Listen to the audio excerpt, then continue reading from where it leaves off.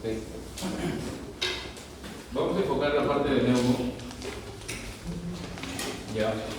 Evidentemente neumo también entra la otra semana. ¿Ok? Y no se olviden, así como les hemos dicho en los demás grupos, neumo se va a prestar para preguntar antibióticos. ¿Se acuerdan que les hemos dicho en primera clase que vamos a preguntar antibióticos? Obviamente, neumo se presta para ello porque dentro de todas las patologías que afectan el pulmón, tenemos la famosa neumonía. ¿No? La neumonía que viene a la comunidad y la neumonía atípica. ¿Ok? Entonces, introduciendo a ello, vamos a ver un caso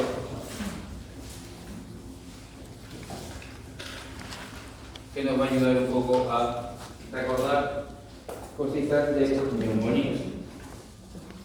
¿Ok? Muy bien. A ver. Compañera Yolanda. A ver, Yolanda, ayúdame por favor con el caso.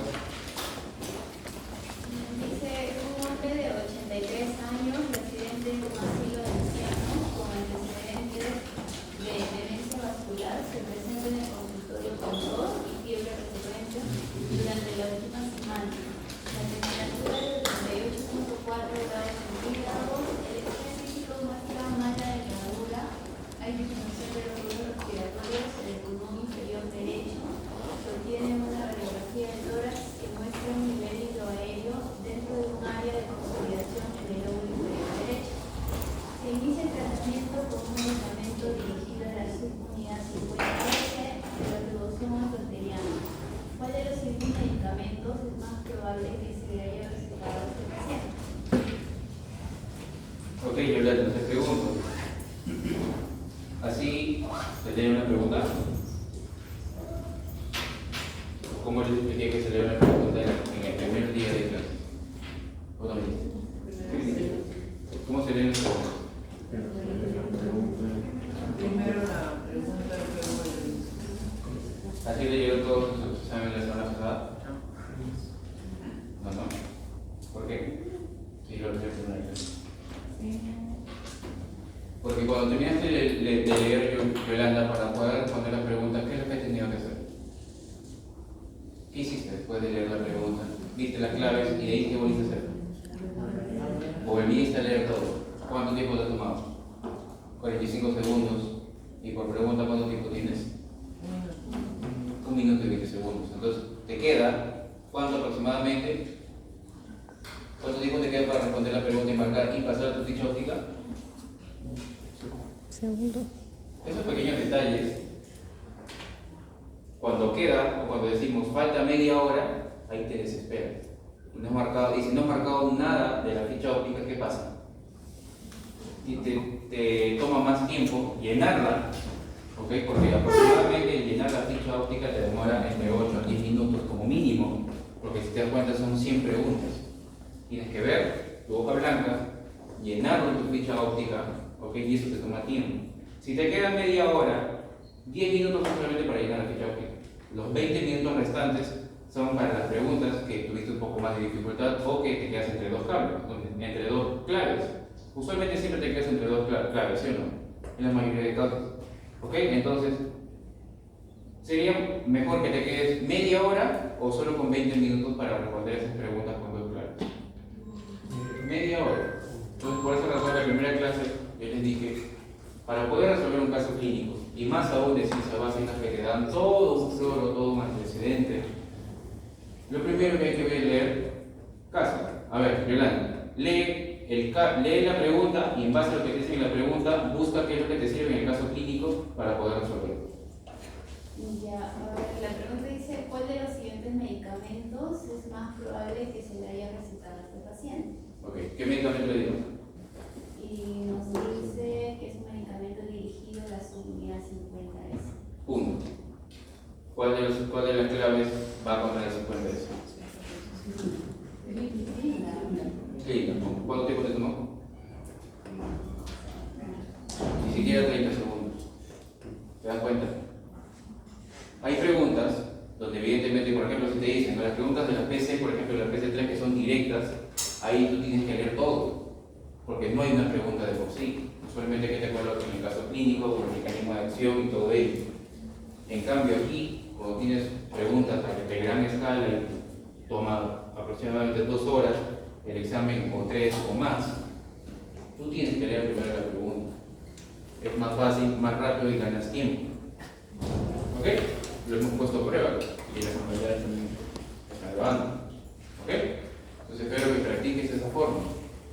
Muy bien, entonces ya he dado la respuesta, que en este caso básicamente se utilizó 50S, ¿no? En este caso, para tratar o coberturar el posible germen o microorganismo que justamente está aquejando y produciendo sintomatología en el paciente.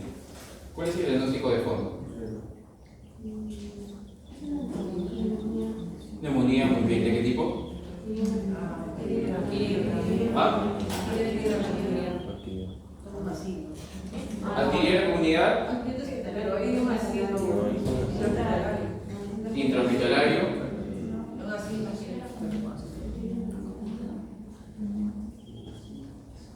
¿De qué tipo de neumonía estamos hablando? ¿O cuál es el germen que está produciendo todo esto? ¿Puede ser neumococo? Pues sí. Porque cuando hablamos de neumococo o hablamos de neumonía típica, ¿no?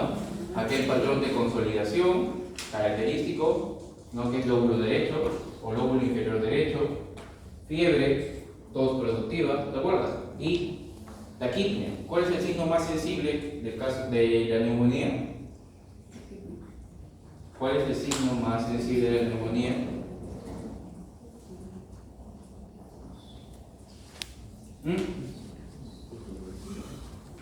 ¿Saben a lo que me refiero cuando digo signo más sensible? ¿Te acuerdas sensibilidad y sensibilidad? Que te enseñaron en epidemia. ¿Cuál es el signo más sensible de la neumonía?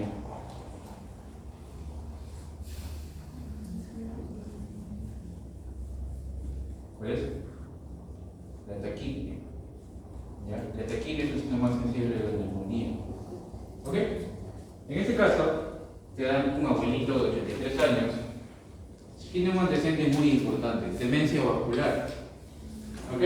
Por ejemplo, los pacientes que tienen antecedentes de ACV, sea de tipo isquémico y sobre todo de tipo hemorrágico, pueden generar un tipo de demencia, por eso se llama demencia vascular. Estos pacientes son candidatos idóneos para generar neumonía. Pero neumonía, ¿por qué? Por anaerobio. Aspirativa, la neumonía aspirativa, porque justamente en la boca nosotros tenemos anaerobios o tenemos aerobios. ¿En la boca qué tenemos? ¿Anaerobios o aerobios? Anaerobios. ¿Sabes la diferencia entre aerobio y anaerobio? ¿Cuál es el oxígeno? ¿O cuál necesita el oxígeno para proliferar y vivir? Los aerobios. Por esa razón, somos aquí el principal país de Latinoamérica que tiene más TB. Es un bacilo aerobio estricto.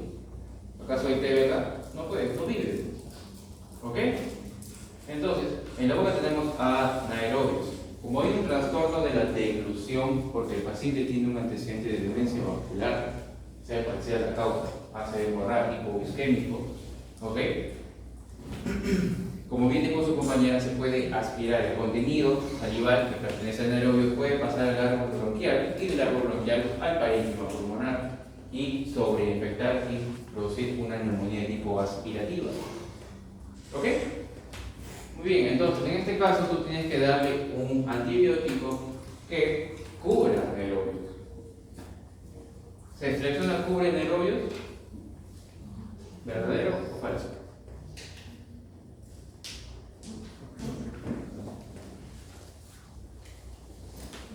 ¿Qué es la ceftriaxona? ¿Ceftriaxona de qué generación? Tercera. ¿Ok? Gracias. ¿Estaría indicado ceftriaxona en este caso con estos antecedentes de este paciente? ¿Podría ser una cobertura idónea? El antibiótico que tú quieres dar en un paciente tiene que empezar en el germen. Más probable que tú quieras cubrir. En este caso, tú quieres cubrir anaerobios. Cefalcorina no te cubre. Por esa razón, la neumonía aspirativa, ¿ok? El gol estándar es clínica. También hay otros antibióticos, pero el gol estándar siempre te preguntan, ¿qué en este caso es clindamicina? Y la clinda, junto con los macrólidos, junto con el clorafenicol, todos ellos, mecanismo de acción, ¿dónde es?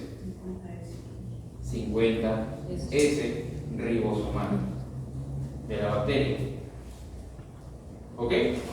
Entonces, en este caso, el tratamiento más idóneo es la clindamicina. ¿Cuál es el mecanismo de acción de la genta?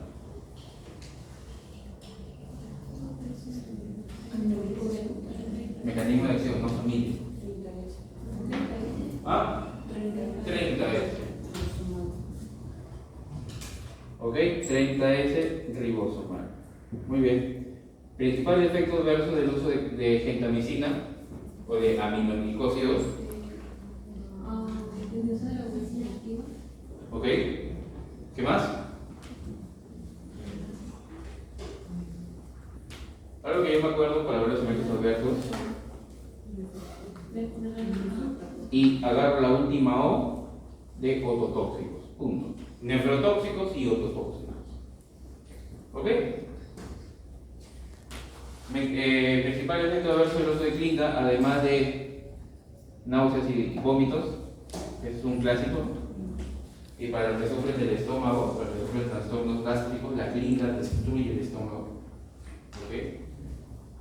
Produce gran malestar gástrico la clinda, por si acaso. Tiene que ser eso del paciente. ¿Bien? Principal efecto adverso que lo preguntan en los exámenes de la clinda.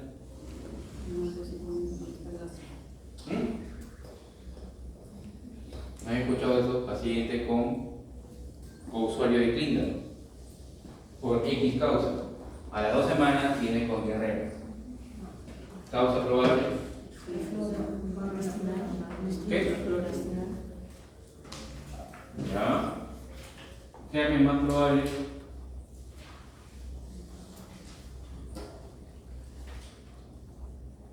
Germen más probable.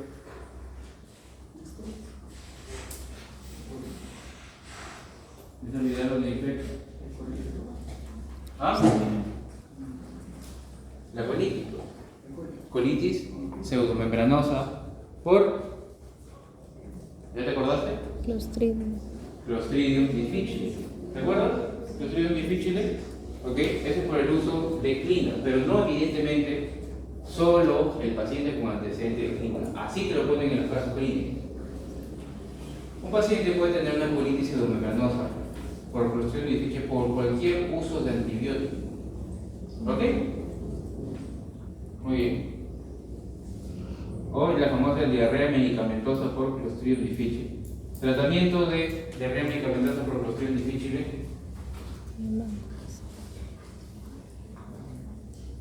Tratamiento.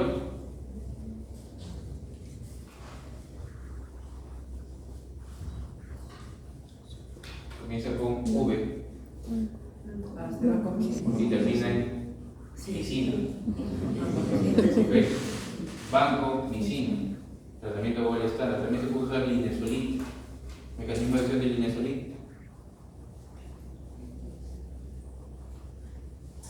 Sobre todo si uno trabaja en fuerzas armadas va a tener que usar linezolid. Miren un paquetón así. Es un medicamento carísimo.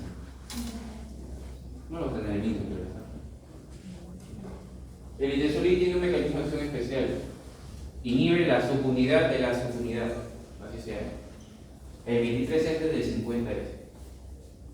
¿Ok? En este caso es linezolid. También se puede utilizar. ¿Dónde más se utiliza, por ejemplo, banco? A ver, acuérdate, tu clase de infecto virtual. ¿Ah? Muy bien, en el MARSA o el Staphylococcus aureus resistente a meticilina. Porque tenemos dos tipos de estafios, el resistente y el sensible. Si por ejemplo tienes un paciente con una celulitis del miembro inferior, abuelito, celulitis, se golpeó, ¿ok? Y tiene todo el edema, hay los signos de flebosis. ¿Cuáles son los signos de flebosis? Dolor, rubor, calor, ¿ok? Posible causa, celulitis. Tú le das, si piensas que es un estafilococo meticilino sensible, le puedes dar, por ejemplo, dicloxacilina. Si el paciente no es alérgico a la penicilina, creo que tienes que preguntar básico. No te olvides nunca preguntar, ¿ok? Alergias, sobre todo penicilinas. ¿Ok? Muy bien, entonces en este caso le puedes dar dicloxa 500 cada 6 horas, por ejemplo, por 5 a 7 días, y no mejora. ¿Qué puede estar pensando? Resistencia. ¿Ok? En ese caso lo que puede hacer, por ejemplo, si estás en atención primaria, derivar al paciente para un tratamiento endovenoso, ya con un fármaco que cubra Staphylococcus aureus resistente a meticilina. En ellos se puede utilizar banco. ¿Ok? Muy bien. ¿Alguien sabe por qué el estafilococo se vuelve resistente? ¿Cuál es el mecanismo de resistencia?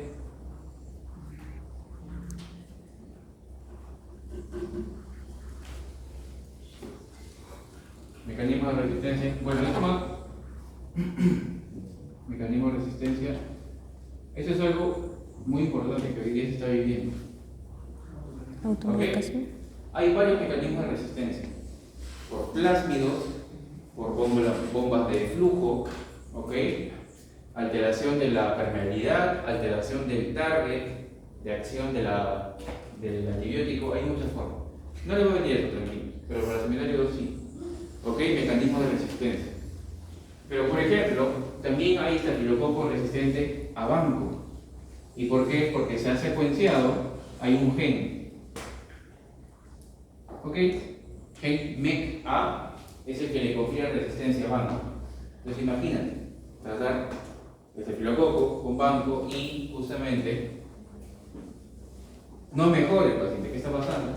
Probable resistencia a vancomicina. También hay.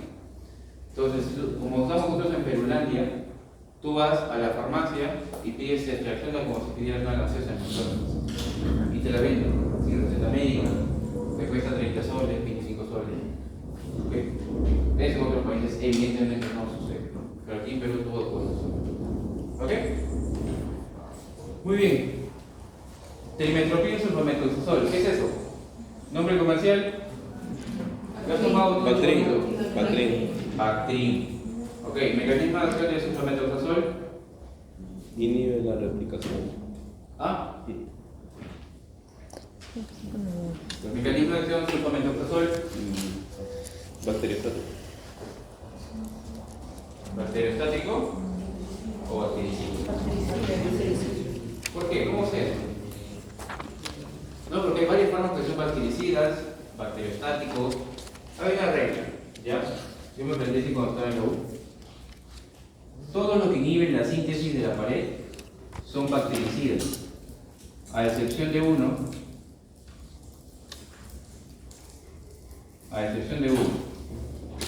¿Cuál? Que inhibe la síntesis de la pared, pero no es bactericida, sino bacteriostático. Y aprovechando el neumo, se utiliza el neumo, por supuesto.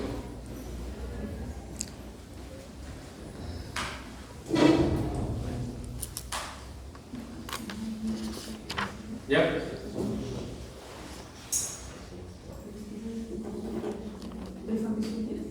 No, pero por ahí cerca. Tibio. Parte del tratamiento de antituberculosis. Porque inhibe la síntesis de la pared. Comienza con E y termina en etambutol. El etambutol inhibe también la síntesis de la pared de quién? Del TB a través de una enzima. ¿Cómo se llama? Muy bien, arabinosil transferasa. ¿Ok? Esta arabinosil transferasa es una enzima máster que permite el acoplamiento de estos ladrillos que son del ácido micólico. ¿Te acuerdas de los ácidos micólicos? De la pared de la micobacteria. Ya. Entonces, salud. Todos los que inhiben la pared son bactericidas a excepción de uno. Etambutol. Aplastando entero. Todos los que son, o todos los que tienen interferencia con la síntesis de proteínas, ¿ok? Son bacteriostáticos, a excepción de uno. Ahora sí, ¿cuál compañera? La rifampicina. ¿Ok? Es una regla en general que usualmente se suele cumplir. Ahora, aprovechando lo que dijo tu compañero, el trimetrociclometoxazol, o el famoso Bactrim, ya, interfiere en la síntesis de folato. ¿Ok? ¿Para qué sirve el folato? ¿Vienes de mato? Síntesis. ADN. ¿Ok? Se utiliza como cofactor para la síntesis de ADN y en este caso la bacteria también produce ADN, ARN, proteínas. ¿Ok? Hay justamente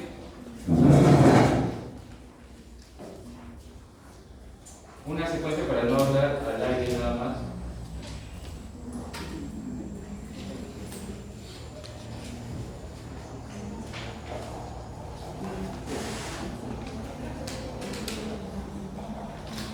Hay dos enzimas que quiero que sepan.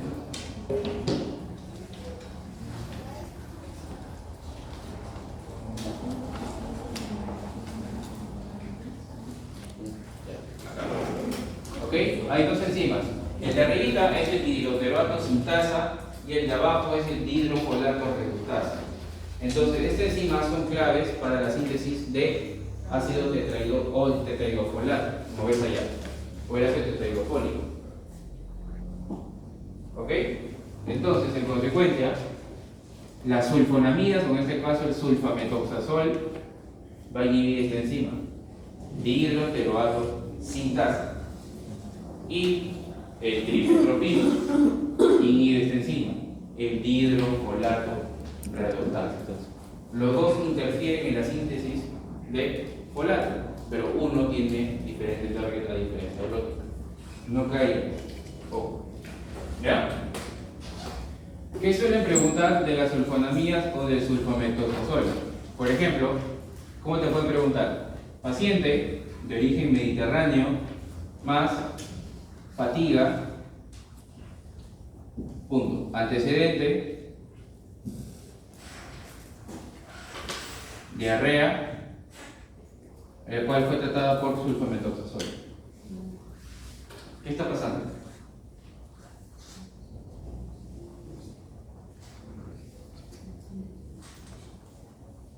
¿Viene de mato? ¿Ya tienes que saberlo?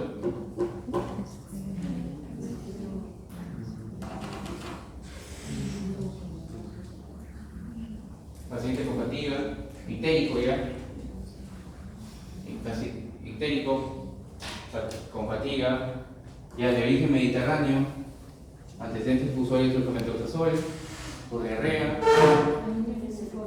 ¿Ah? Falciforme no, pero por ahí. Hemolítica. ¿Cómo? Por ahí no hay. ¿Quién está hablando? Porque están dando voz a ver qué. Ah, a ver.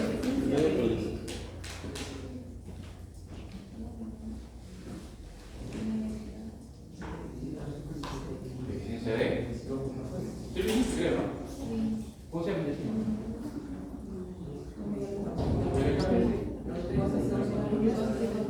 La glucosa es fosfato de deshidrogenasa. ¿Te acuerdas que lo que hacía eso? ¿Qué producía? El glutático.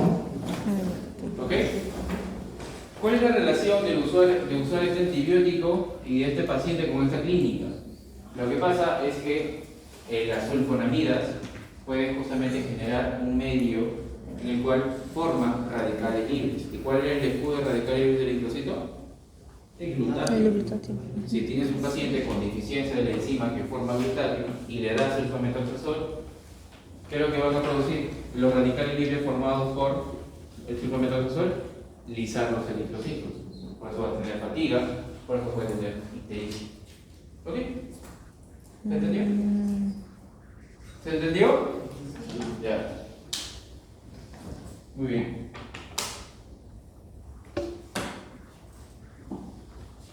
¿Qué otro efecto adverso puede producir el uso de trimestoprim sulfametoxazol?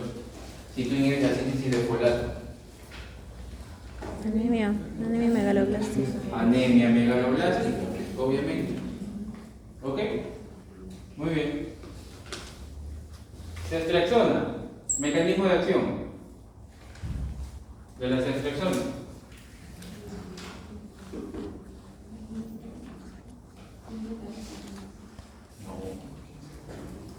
50 es el cloramfenicol, las glincosamidas, los macrólidos. Esos son sustancias.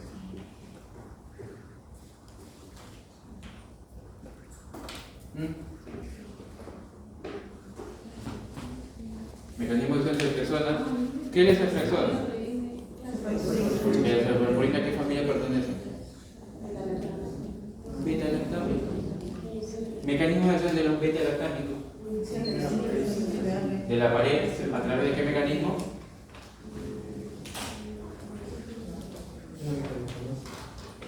¿Te suena PVP? ¿Qué es esto?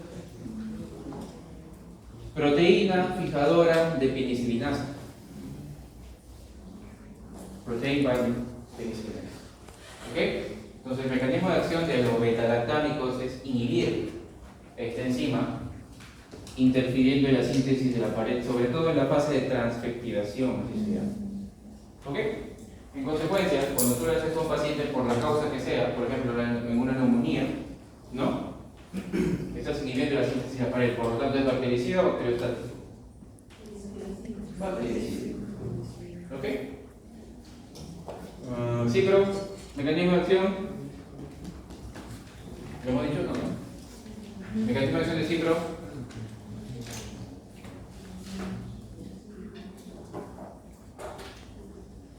¿Qué son los cipro? ¿Qué es el ciprofloxacino, moxifloxacino, levofloxacino? ¿Qué son? Quinolonas. ¿Ok? Quinolonas. ¿Cuál es la diferencia entre quinolona y fluoroquinolona? ¿El nombre?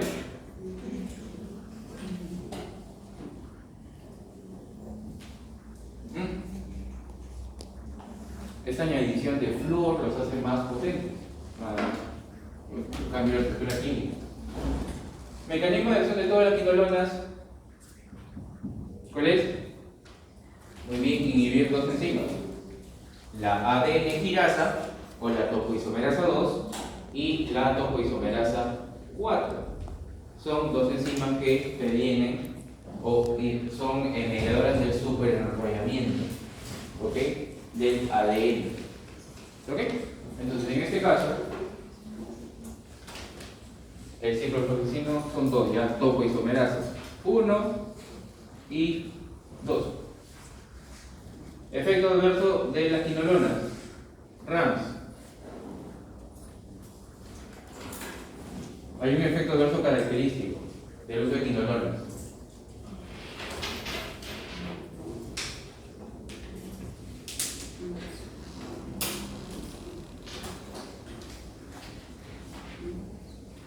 ¿Ya?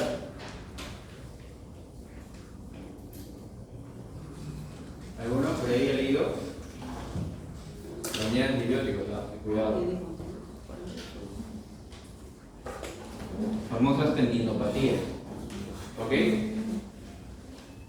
Famosas tendinopatías que producen las quinolonas, incluso pueden originar rupturas. ¿Solamente en quién? En los adultos mayores.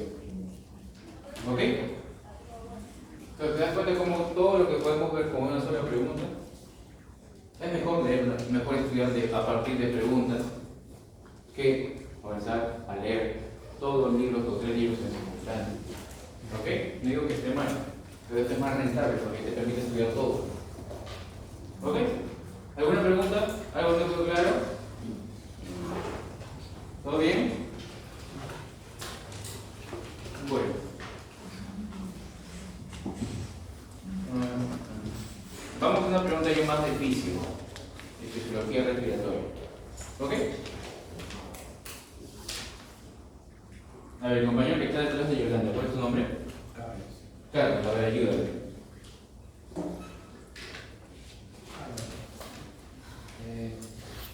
¿Cuál de las siguientes combinaciones es más probable que ocurra en estos pacientes si comienza inmediatamente a tratar a gran altitud?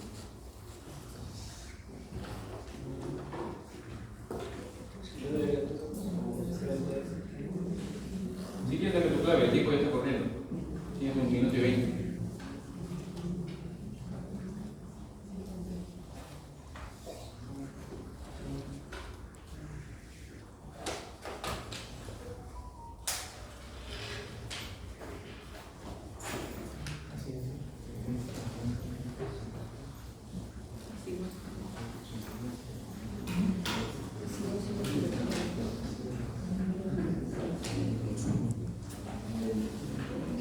A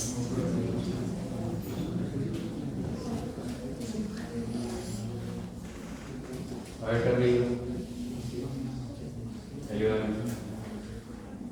¿Cuál es tu clave? ¿Y por qué?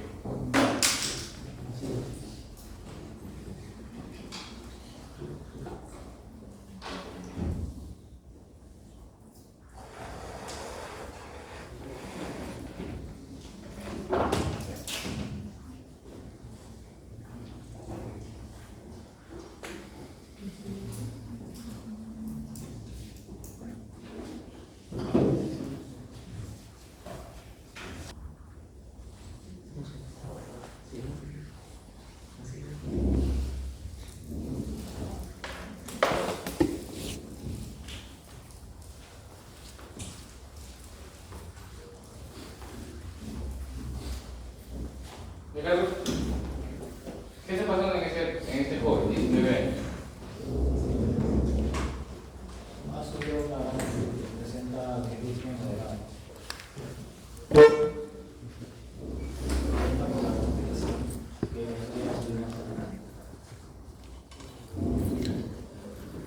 ¿Te ha pasado alguna vez eso? ¿No ha sido alguna vez la gran estatura? ¿A la silla recién ha Sí. o otro país tal vez? Aquí no le ha pasado. Cuando alguien va a la ¿sí o no? ¿Ok? ¿Por qué cuando nosotros subimos a la sierra o a las grandes alturas de manera súbita, imagínate que tú estás acá a nivel del mar, es decir, a 0 metros sobre el nivel del mar, imagina que aquí está el cerro, ¿ok? Que está, por ejemplo, a 4000. ¿Ok? ¿Cuál es la serie de cambios o de adaptación respiratoria que sucede a medida que tú vas ascendiendo? O en otras palabras, ¿qué trastorno respiratorio, qué cambio, qué falta en la adaptación respiratoria de este paciente para que le produzca estos síntomas? ¿O qué está pasando?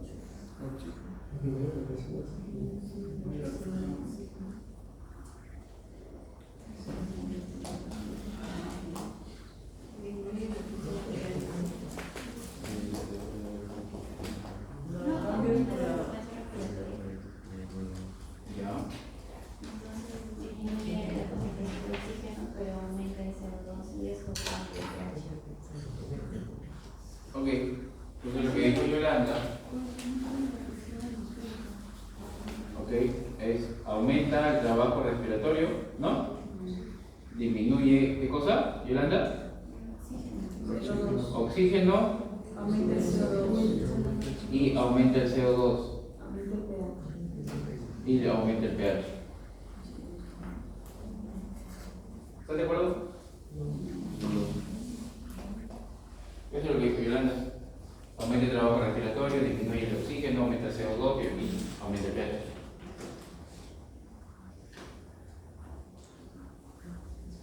Sí, al final está.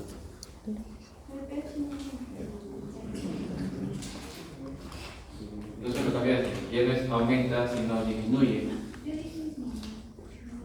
Ah, dijiste disminuye. Ya. Pues Yolanda dice que. Ok. ¿Algún otro? ¿Alguien más quiere participar?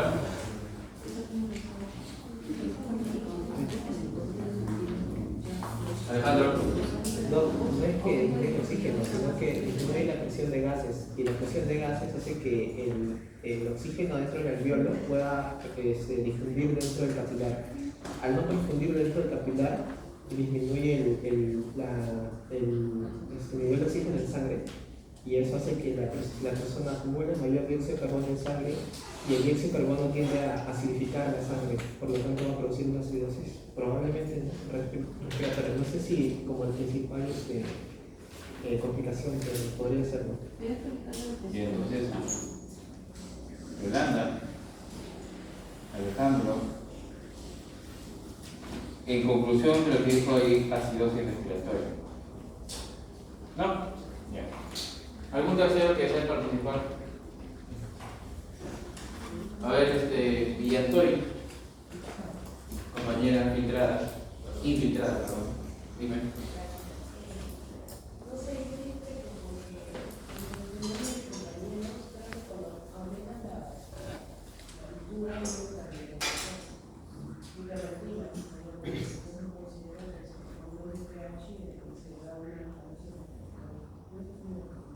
Entonces tú dices que lo contrario es Alejandro. Dayana. Ok, hay alcalosis respiratoria.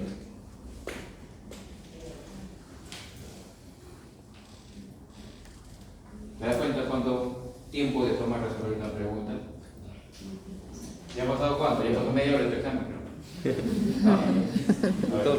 Pero si nos concentramos en la pregunta en sí, ¿cuáles de las siguientes complicaciones es más probable que ocurra si este paciente comienza inmediatamente a seguir escalando? Entonces, obviamente, al encontrarse el paciente, al no tener una buena oxigenación, el paciente va a llegar a un grado de ataxia, ¿no? Va a estar descoordinado y es lo que podría pasar si es que él sigue escalando.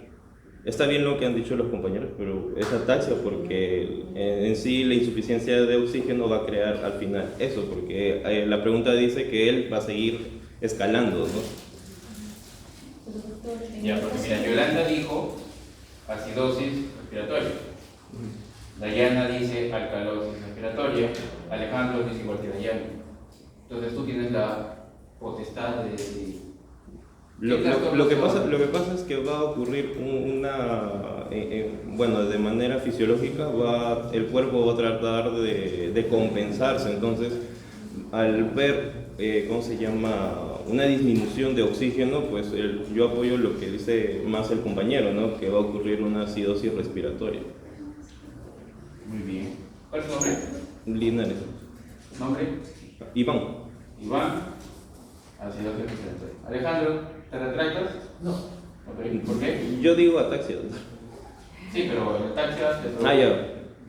Alejandro. Alejandro. Otro fundamento creo que es importante para esto es que de los mecanismos de tampón o de buffer del cuerpo humano, que son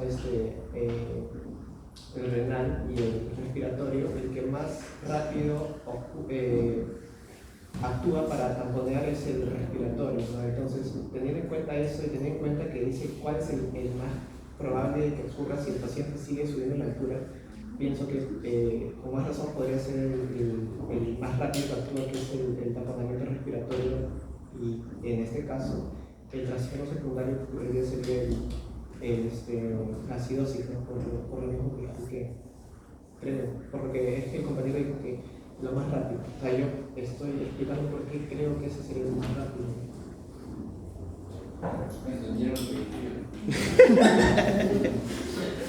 Pero entiendo tu idea. O sea, tú reafirmas que es acidosis respiratoria. Sí, Dayana. Ya no la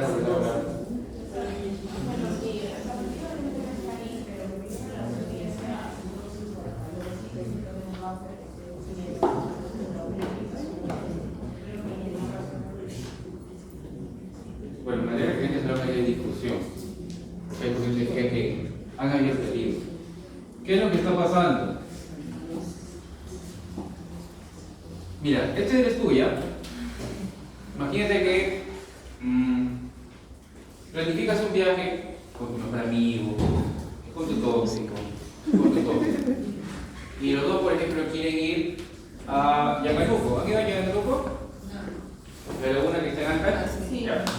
Para llegar a Ancash, tú tienes que pasar un punto en específico llamado Conococha, si vas en carro, pero Conococha usualmente está a 4.000 metros sobre el nivel del mar. ¿Ok? ¿Qué pasa si tú, vamos a llamar para Eduardo? ¿Alguien se llama Eduardo acá? No, nadie, ¿no? Eduardo ha viajado con su tóxica, ¿ok? Y quiere conocer Yanganuco, pero Eduardo no tiene tanto tiempo porque trabaja el lunes, ¿ok? Y parten un viernes, por ejemplo, y quiere llegar el viernes en la noche a Ancash. Entonces, en menos de 24 horas llegaron a Ancash. ¿A Ancash cuánto tiempo o mejor dicho, Huaraz, ¿no? Que es la ciudad usualmente donde más turística, por así decirlo, de Ancash. ¿A cuántos metros sobre el nivel del mar está? Creo que 3100, ¿no? Si más no me falla la memoria, sí, por favor corríjame, si alguno aquí es de Ancash. Nivel del mar. Creo que es 3000 metros, 2800, 3200. Siempre está en esa rango. ¿Ok? Pero Eduardo comienza con síntomas de cefalea, por ejemplo, náuseas, vómitos que se parecen al caso, y siente pesadez, que el cuerpo le pesa. ¿Ok? ¿Te ha pasado alguna vez? Seguro que sí. ¿Ok? Eduardo se toma la frecuencia respiratoria y tiene 33 por minuto. ¿No? Está hiperventilando. Él se da cuenta que está aumentando su trabajo respiratorio. Muy bien. ¿Qué es lo que está pasando en el pulmón de Eduardo? En primer lugar, a medida que nosotros ascendemos, ¿ok? Hay algo que quiero que tengas en cuenta. ¿Te acuerdas del FIO? El FIO 2, ¿cuánto es? El FIO 2 cambia a medida que nosotros ascendemos. La presión inspiratoria del oxígeno, es decir, cuando el oxígeno tú inspiras, ¿cambia? No cambia. Eso es algo que está siempre constante. ¿Qué es lo que sí cambia a medida que nosotros ascendemos? Lo que dijo Alejandro. Oh, perdón, lo que dijo Yolanda. Ya. Presión barométrica. ¿Qué es la presión barométrica? Pregunta de admisión de San Marcos. La presión de los gases se ejerce sobre ¿La fuerza que ejerce quién? los gases. ¿Gases? Atmósfera. Componente de la presión barométrica son los gases, pero ¿la fuerza de quién? Sobre un punto específico. Atmósfera. ¿Pregunta de colegio? La atmósfera. ¿Se acuerdan la atmósfera? Estratosfera, geósfera, ¿ya? La atmósfera, ¿ok? La presión barométrica es la presión de la atmósfera que ejerce sobre un punto. ¿Y cuál es el punto? Tú, ¿ya? Muy bien. Entonces, esto lo que va a suceder es que comienza a disminuir, ¿ok? Si disminuye la presión barométrica o la presión barométrica, ¿ok? Ahora sí, le damos paso a Yolanda. Ella mencionó algo del oxígeno, pero hay algo en específico que comienza a disminuir la presión arterial de oxígeno. Cuando disminuye la presión arterial de oxígeno, ¿qué es lo que hace tu cuerpo para compensar? Aumenta las ventilaciones por minuto. Y si aumenta las ventilaciones por minuto, ¿qué es lo que pasará con el CO2? ¿Aumenta o disminuye? Disminuye. ¿Por qué? Porque ahorita tú estás exhalando ¿qué cosa? CO2. A ver, comienza a respirar agitado. ¿Ok? Hipoventilación no es hiperventilación. ¿Ok? Entonces, en consecuencia, ¿qué trastorno de ácido base te produce la hiperventilación? Muy bien, alcalosis respiratoria. Ese es el trastorno primario. Y esto, la alcalosis respiratoria, produce. ¿Dónde está? Bueno, acá no te asocian cefalea ni nada de ello, ¿ya? Pero esta alcalosis respiratoria es causa raíz de este ascenso súbito. Y toda esa sintomatología que tiene, pesadez, cefalea, ¿ok? La alcalosis respiratoria. Haciendo caso a lo que dijeron sus compañeros y por allá atrás Dayana también, ¿cuál sería la compensación que tendría que suceder fisiológicamente hablando en el cuerpo para tratar de disminuir o compensar esta alcalosis de tipo respiratorio? Carbonato. ¿Aumenta el bicarbonato? No, disminuye el bicarbonato. Disminuye el bicarbonato. ¿Cómo disminuye el bicarbonato? ¿Cómo se excreta? En la orina. A través de la orina. Y recordarás, o si no, espero que lleguemos a Nefro. ¿A qué paso que vamos? Creo que sí llegamos. En la nefrona tenemos ciertas partes. Túbulo contorneo proximal, asa de Henle, túbulo contorneo distal, túbulo colector. ¿Ok? ¿Dónde se reabsorbe el 70 o el 80% del bicarbonato? ¿En qué parte? Túbulo contorneado proximal. Como el mismo compañero del otro grupo, cuando yo llegué a enfermedad en nefro me di cuenta que todo se absorbía en el túbulo contorneado proximal. Si te ponen opciones, si tú lees túbulo contorneado proximal, marca eso. ¿Ya? Porque usualmente casi todo se reabsorbe ahí, a diferencia de alguno que otros solutos. ¿Ok? O en el TCP se reabsorbe el 70 o el 80%. Gracias que en el TCP hay una enzima. ¿Qué enzima permite formar bicarbonato? Anhidrasa carbónica. La anhidrasa carbónica es una enzima bidireccional. Puede formar ácido carbónico, así como también puede formar bicarbonato. ¿Te suena algún grupo farmacológico que actúe sobre la anhidrasa carbónica? La acetazolamida. ¿Ok? Entonces, como estamos hablando aquí que es una compensación renal excretando bicarbonato, ¿cuál será el efecto de la acetazolamida, motivo por el cual se le da a un paciente para acondicionarlo a las grandes alturas? Simulando la compensación fisiológica del cuerpo. Porque cuando tú le das acetazolamida a un paciente, antes de que suba, lo que vas a hacer es promover la excreción renal de bicarbonato. ¿Ok? O simulando el efecto fisiológico compensatorio que produciría si el paciente sube de manera intempestiva. Pero ¿por qué está sucediendo toda esta clínica en este paciente? Porque ¿en qué tiempo ascendió Eduardo con su tóxica? Menos de 24 horas. A partir de 24 horas en adelante, esa compensación renal inicia. Entonces, ¿qué es lo que tendríamos que hacer con Eduardo para que disminuya toda esa sintomatología? ¿Qué se tendría que dar? Acetazolamida puede ayudar, por supuesto, pero si comienza con ataxia, ¿qué estás pensando?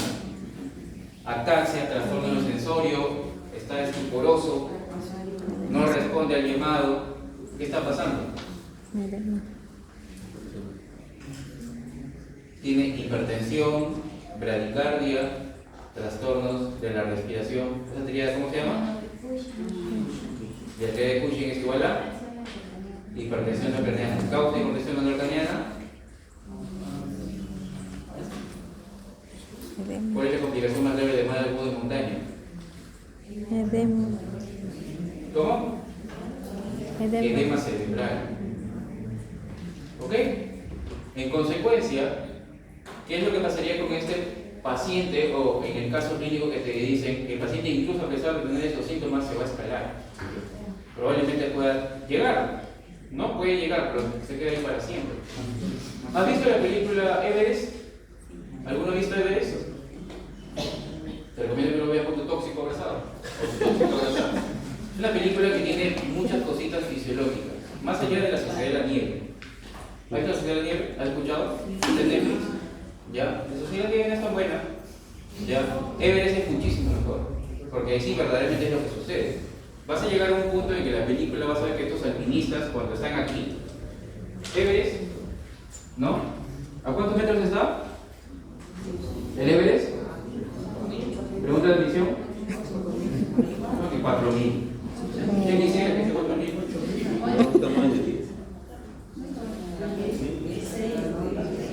¿Pregunta de admisión? 4.800. Muy bien. 8.800 metros. Y eso es que es la parte de abajo. ¿Ok? Entonces, ¿qué es lo que sucede en la película Everest? Estos pacientes, bueno, estos alpinistas, ¿ok? Cuando están en la parte de la cúspide comenzando a ascender, ellos inyectan algo para prevenir esta complicación del mal agudo de montaña. ¿Qué se inyectarán? ¿Ah? Dexametasona. La dexametasona se utiliza tanto para el tratamiento agudo como el tratamiento preventivo del edema cerebral como complicación del mal agudo de montaña. ¿Ok? ¿Por qué? Mecanismo de acción de dexametasona. Utilizan el asma. reacción de DEXA o corticoides. Factor nuclear. Mecanismo de acción rápido.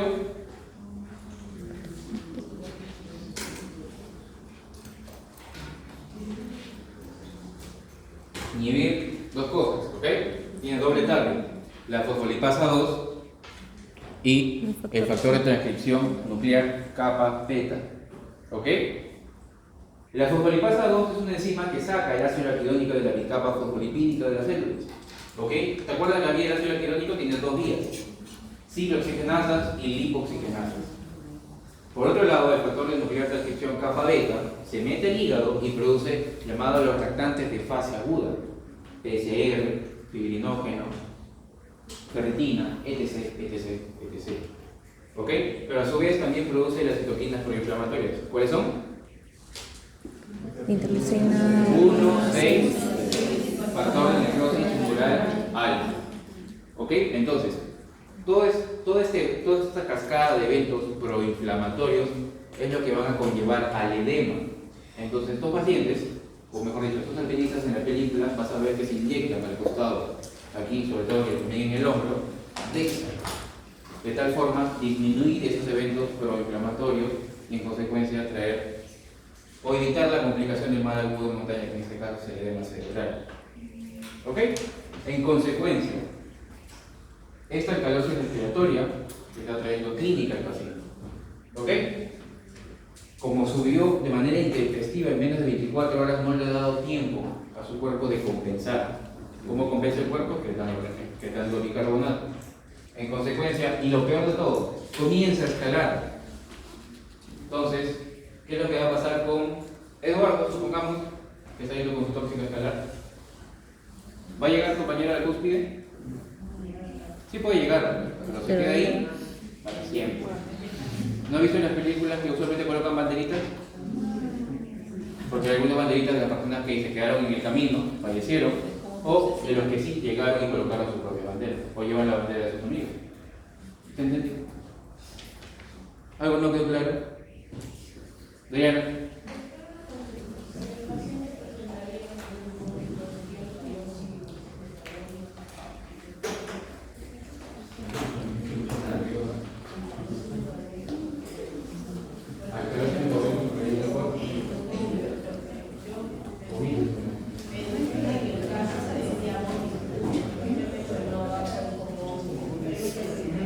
Ya. Aprovechando la intervención de Dayana, ¿podría haber una alcalosis metabólica hipoclorémica en este caso? ¿Podría suceder? Es decir, los vómitos, por ejemplo, las personas bulímicas que tienen este trastorno de la alimentación llamado bulimia, comienzan a vomitar y vomitar y vomitar, ¿no? Entonces, en consecuencia, estos vómitos excesivos sí pueden justamente producir un trastorno ácido base llamado la alcalosis metabólica hipoclorémica por pérdida de ácidos. ¿Ok? Pero, ¿cómo se manifiesta la alcalosis metabólica hipoclorémica clínicamente?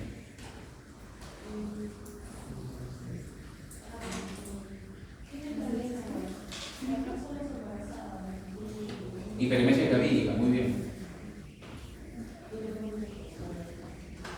Ustedes escuchan hiperemesia gravídica, están en gineco, ¿no? Sí. Te puedo preguntar fácilmente algo de eso. ¿Ok? Pero, este caso, para pensar en alcalosis metabólica, Dayana, tú tendrías que tener como antecedentes, usualmente lo colocan así en caso clínico, ya no es que yo quiera decirlo, pero por ejemplo, paciente joven, sobre todo de sexo femenino, que tiene un trastorno nervioso, un trastorno de la alimentación del fondo, ¿no? Va a emergencia por constantes vómitos, le sacan un AGA y tiene el bicarbonato elevado o disminuido en la alcalosis metabólica. ¿Cómo va a estar?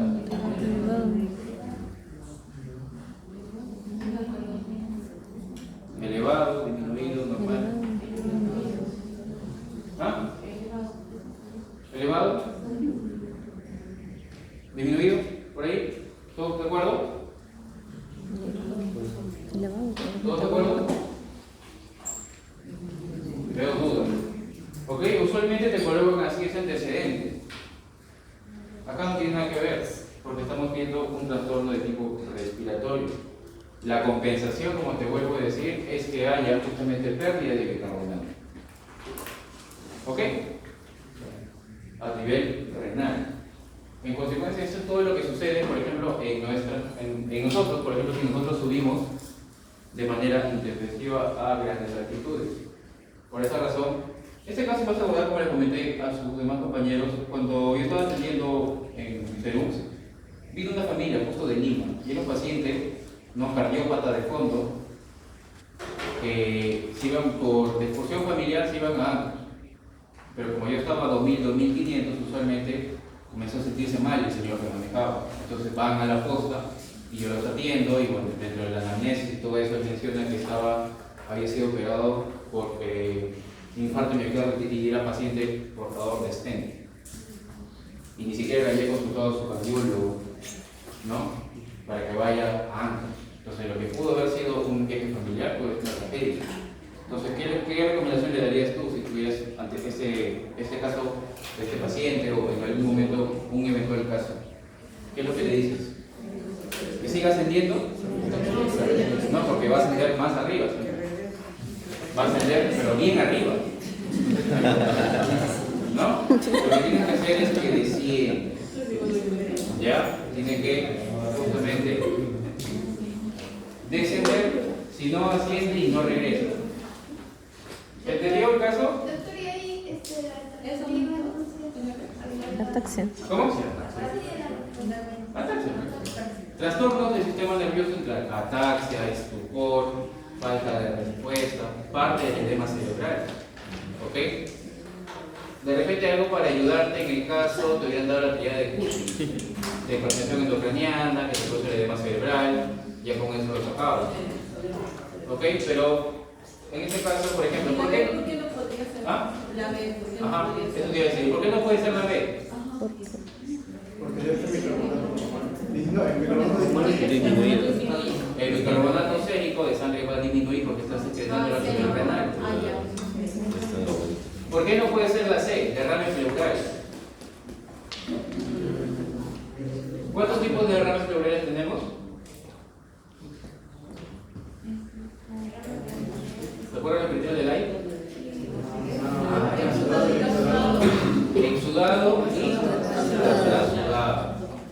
¿Ok? Entonces, ¿podría suceder un derrame pleural en este caso? Claro. En el edema pulmonar, por ejemplo, es otra de las consecuencias del mal agudo de montaña. También te puede suceder edema pulmonar. Pero una cosa es edema pulmonar y otra cosa es derrame pleural. Son dos cosas totalmente distintas. ¿Qué es el derrame? Acumulación de líquido entre qué? Entre las pleuras, visceral y parietal. ¿Qué tiene que ver eso con el alveolo? Nada. Acidosis respiratoria es lo contrario. Lo contrario, sucede la alcalosis respiratoria por la hiperventilación. Trastorno primario que está sucediendo. O que si sube, o si va a suceder en cualquiera de ustedes, si sube de manera intempestiva. Ok, entonces, moraleja del caso, anda con tu tóxico abrazado o tu tóxica, pero no lo dejes allá. Ok, como sucedió hace muchos años, en Cusco, ¿no? Ciro. Con el caso de Ciro y no me acuerdo cómo se llama. En Arequipa, en el Colca. En el Colca fue. No, claro, pero ¿cómo se llamaba la? Rosario. Rosario, ¿no? Espero que no te vuelva Rosario. Cuidado ya. Y Ciros no caigan, Ciros. Tengan cuidado en esas excursiones. Ya, cuida tu tóxico. ¿Cómo le puedes cuidar? Dándole qué cosas, preparándolo para la altura. ¿Cómo lo puedes preparar? Acepta. Sobre la mida. Ok, de esa forma lo cuidas.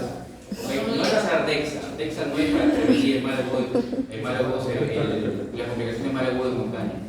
Le puedes dar justamente acetazolamida para ir compensándolo fisiológicamente o simulando. ¿Ok? Muy bien. Creo que sí. Muy bien. ¿Cuál sería el esquema de régimen? Ya, eso no es un curso terapéutico, pero eso es algo importante. Incluso yo lo he aplicado conmigo mismo. Hay varios esquemas. ¿Ya? ¿Qué es lo que se recomienda con el uso de acetazolamida? ¿Cómo preparar a alguien? Usualmente es de manera gradual. Evidentemente, si alguien va a ser su primera vez que va a ir a grandes alturas, no va a ir de manera directa en menos de un día, porque va a comenzar con toda la clínica. Lo que tiene que hacer es subir de manera gradual. Dependiendo, si tu objetivo es 3.000 metros, puedes subir cada 1.000 o cada 1.500 el primer día, ves cómo estás clínicamente y luego seguir ascendiendo. Es lo correcto, lo ideal que sería. ¿Ya? Ahora, ¿cómo puedes darle acetazolamida? Hay varias formas. Entre ellas, por ejemplo, hay una que le puedes dar acetazolamida 2 días antes de tu sitio objetivo. Si tu sitio objetivo, por ejemplo, vamos al mismo caso, Ancash, que está a 3.000 metros, ¿ok? Y si yo quiero salir este viernes y quiero llegar el sábado, desde el día miércoles o el día jueves en la noche puedo ir tomando acetazolamida para condicionar, y yo el viernes al mediodía, en la tarde, ya estoy ascendiendo y mi cuerpo ya no va a tener que recién compensar. ¿Cuál sería el tema adicional? Cuando tú llegues a tu sitio objetivo, continuar con el uso de acetazolamida hasta por un día después. Supongamos que yo llegué el sábado en la mañana. No, el viernes en la noche. ¿Por qué? Porque se llega muy rápido, 6 a 8 horas. 6 horas en casa. Llegué el viernes en la noche, sigo tomando mi acetazolamida. El sábado también termino mi dosis de acetazolamida y el domingo el cañón. Ya puedo escalar todo el Pastorulí, ¿no? Todas esas zonas que son bonitas de verdad. ¿Ok? ¿Ah? ¿Mecanismo de acción? Inhibir la anhidrasa carbónica. ¿Ok? Enzima anhidrasa carbónica. ¿Qué? Ah.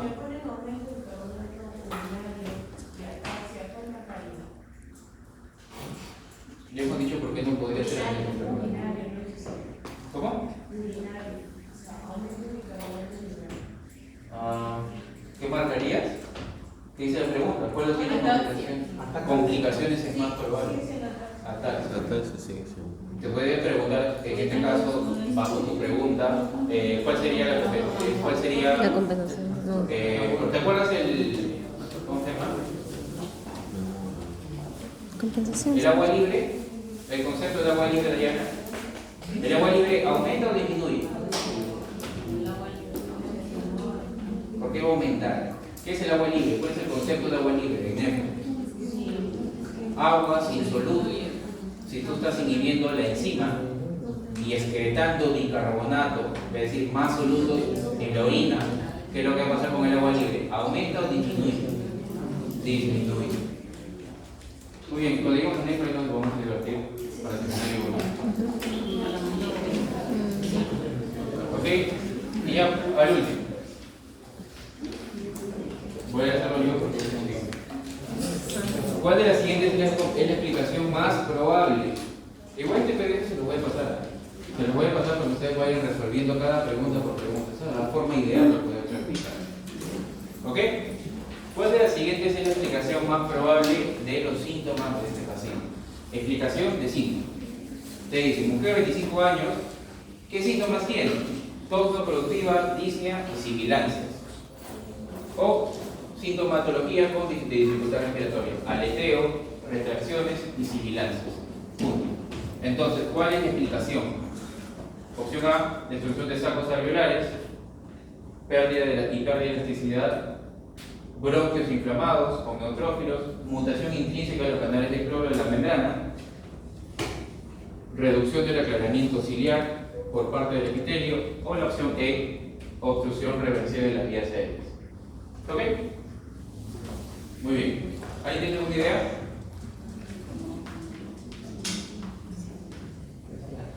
Vamos a ir al grano. ¿Puede ser la opción A? No. Destrucción de sacos y del... ¿Qué más? ¿Pérdida de elasticidad a nivel alveolar? No.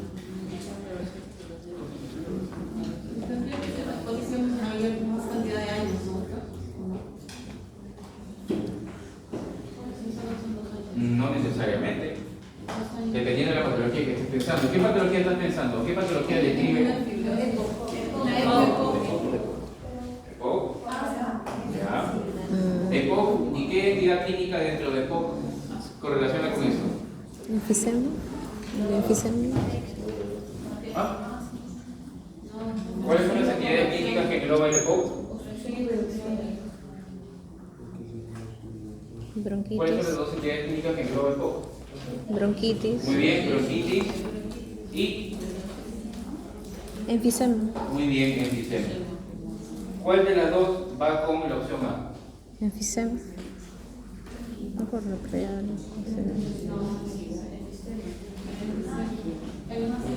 Muy bien, el enfisema. Muy bien, ¿cuántos tipos de enfisema tenemos?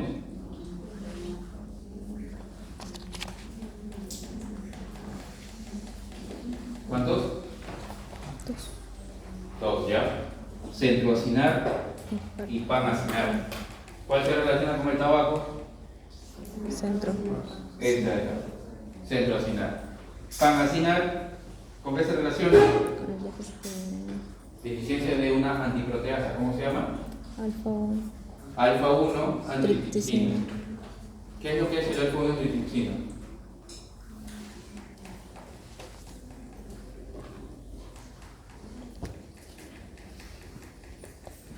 Es una antiproteasa, ¿ya?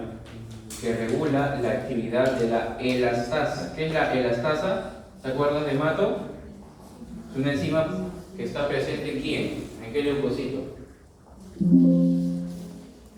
Neutrófilo. ¿Ah? Neutrófilo. En el neutrófilo. ¿Ok? Entonces, si está deficiente esta enzima, la elastasa es una enzima proteolítica. Proteólisis es igual a destrucción. Entonces, a raíz de este, hay pérdida justamente o destrucción de los sacos y evidentemente hay pérdida de elasticidad de las paredes de los alveolos. No solamente, ojo, la deficiencia de alfa-1 antitripsina hay clínica a nivel pulmonar, sino también a nivel hepático. ¿Ok? Esto es algo característico. ¿Ok? Muy bien. Opción B. Bronquios inflamados con neutrófilos. ¿Es igual a qué patología? Bronquitis. ¿Ah? Muy Bronquitis. bien, bronquitis. ¿Ok? Opción C. Mutación intrínseca de los canales de cloro en la membrana celular. ¿Es igual a qué patología? ¿Fibrosis de qué tipo? Quística. ¿Has escuchado de la fibrosis quística? Target de la fibrosis quística. ¿Cuál es? ¿Cómo se llama el gen alterado que codifica el canal de cloro? CFTR. CFTR. Este gen codifica un canal de cloro que está mutado. En consecuencia, los pacientes con fibrosis quística tienen un moco que produce el epitelio de la tráquea. ¿Qué epitelio de la tráquea es? ¿Cuál es el epitelio de la tráquea?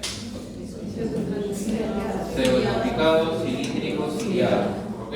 Asociado a células caliciformes. Las células caliciformes es las que producen el moco. Este moco de los pacientes con fibrosis quística es bien denso, bien espeso. Cuando el moco se queda ahí pegado, ¿ok? Puede sobreinfectar con virus, con bacterias, ¿ok? Entonces, estos pacientes con fibrosis quística tienen, ¿ok?, infecciones respiratorias recurrentes, pero no solamente queda allí, sino también tienen trastornos gastrointestinales. ¿Por qué? Porque justamente este canal de cloro no solamente se encuentra en el epitelio respiratorio, sino también en la secreción pancreática o del páncreas. Tenemos dos tipos de páncreas, un páncreas endocrino y un páncreas exocrino. El páncreas exocrino tiene diferentes enzimas que son esenciales. Por eso que el cáncer de páncreas tiene un tipo de semivida menor a 6 meses. ¿Ok? Porque no se puede vivir sin páncreas. El páncreas tiene 3 tipos de enzimas. Proteasas, ¿ok? Tiene enzimas, la lipasa en este caso que degrada las grasas y enzimas que degradan los carbohidratos. ¿Ok? En consecuencia, los pacientes, como van a tener deficiencia de estas enzimas pancreáticas del tipo exocrino, no van a poder degradar, por ejemplo, carbohidratos de manera adecuada, las proteínas de manera adecuada y sobre todo las grasas Los pacientes con fibrosis quística van a tener esteatorrea. ¿Qué es la esteatorrea? Heces grasa. ¿Ok? Muy bien. Opción D, reducción del aclaramiento ciliar por parte del epitelio respiratorio es igual a qué patología? ¿Lo has visto el cardio? Ese es síndrome de Cartagena. Síndrome de Cartagena. ¿Te acuerdas el cardio? Anato, dineína, ¿te suena algo? Síndrome de Cartagena. Cartagener, que es parte del espectro clínico de la disinesia ciliar primaria. ¿Ok? Muy bien. Y la opción E es igual a qué patología? Asma. Obstrucción reversible del flujo aéreo por hiperreactividad bronquial. ¿Ok? Esta es la característica fisiopatológica del asma. Una obstrucción reversible por una hiperreactividad de tipo bronquial. ¿Ok?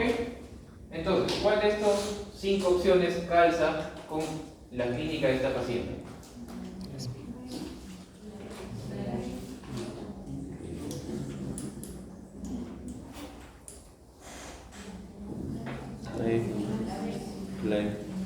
La E de nano. ¿Por qué la E?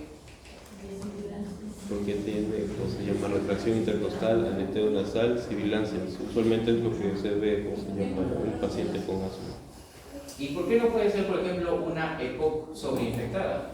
¿Has escuchado la EPOC sobreinfectada? Sí, pero no hay fiebre tampoco. ¿Ok? Ese antecedente que te dan un paquete de cigarros al día durante los últimos 2 años, ¿será un factor de riesgo para EPOC? Sí. Sí, pero con el tiempo. No, muy poco. Los años no. Los pacientes con que van a desarrollar EPOC son fumadores crónicos. crónicos de muchísimos años. ¿Creen que fuman un paquete? Bueno, fuera. Un paquete en 1 hora. Sí. Fuman un montón. ¿Ok? Entonces, esto de aquí es un distractor que te puede hacer marcar qué cosa. ¿Qué te puede hacer marcar, por ejemplo, la opción este distractor?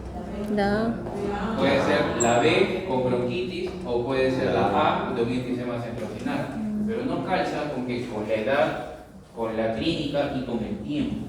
Tú tienes que hacer eso, se llama unidad clínica. ¿Ok? Puede haber características de una patología, puede haber de otra, pero hay una que siempre engloba todo. ¿Ok? Muy bien. Y para acabar, si te hubieran dicho bronquios inflamados con neutrófilos, con eosinófilos, ¿marcarías esa, sí o no? Sí, podría ser.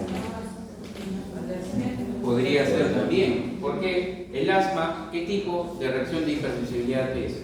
Tipo 1. ¿Cuál es el evento fisiopatológico que desencadena la reacción de hipersensibilidad tipo 1? Interacción inmunoglobulina E con mastocito y en menor medida basófilo. Cuando se unen, justamente produce la degranulación de este. ¿Qué fármacos componen entre los dos? Que se utilizan en el asma.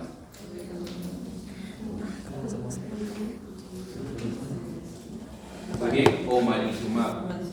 ¿Ok? Dentro de la terapia del asma se utilizan los beta-2 agonistas de acción corta, de acción larga, los antimuscarínicos, otra vez los corticoides que ya hemos hablado, los anticuerpos monoclonales, los inhibidores de la fosfodiesterasa, los inhibidores de la interleuquina 4, hay un montón de grupos farmacológicos. ¿Ok? ¿Se entendió el caso? Sí. ¿Cómo diferencias un patrón obstructivo de un patrón restrictivo? ¿Te acuerdas? De la espirometría. Eso ya les va a explicar No. Lorenzo. ¿Ok? A través del índice de Tifenol. ¿Recuerdan la espirometría? Como concepto final, los patrones obstructivos, el problema está en el bronquio. Los patrones restrictivos, el problema está en el parénquima pulmonar. ¿Entendió? Muy bien. Listo. Igual este PDF se lo voy a pasar. ¿Quién es aquí el delegado delegado? Ah, Blanca. Bueno, igual en el grupo, pues Blanca, le avisas a Catherine también, que me haga acordar, ¿ok? Para poder pasar este PDF. Porque hay varios casitos, solo hemos resuelto algunos, porque este es muy importante. Otro trastorno psicobase. Hay uno aquí, por ejemplo, de la curva de dispersión de la hemoglobina. No, para que puedas ir entrenando. ¿Ya? En vez de estar leyendo tanto y cuando tengas un caso te sorprendes. ¿Ok? Muy bien. ¿Alguna pregunta? Ok. ¿Cómo? Claro, hasta Neumo. La gente trae la cosa más de todo Neumo. ¿Ya? Hasta Neumo, no solo Neumo. Hasta